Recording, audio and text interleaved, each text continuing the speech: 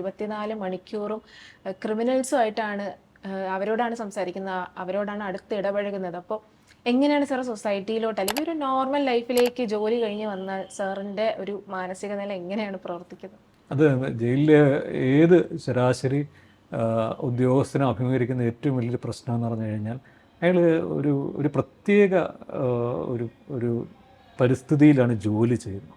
ആ പരിസ്ഥിതി എന്ന് പറയുന്നതും ആ സാഹചര്യം എന്ന് പറയുന്നതും ക്രൈമിൻ്റെ ഒരു സാഹചര്യമാണ്. കുറ്റകൃത്യം ചെയ്തവരുണ്ട് നമ്മൾ തൊട്ട് മുന്നിൽ, അവർ കുറ്റകൃത്യം ചെയ്തവരാണ്.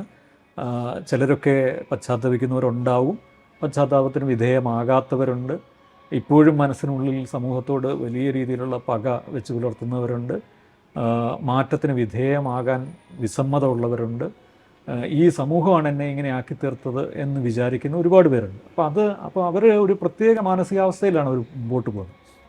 പക്ഷേ ഒരിക്കലും ജയിലിലേക്ക് വരുന്ന ഒരു മനുഷ്യൻ അയാൾ ഒരിക്കലും മനസ്സോടുകൂടി ജയിലിലേക്ക് വരികയല്ല, അയാളെ ബലം പ്രയോഗിച്ചാണ് നമ്മൾ ജയിലിനുള്ളിലേക്ക് കൊണ്ടുവരുന്നത്.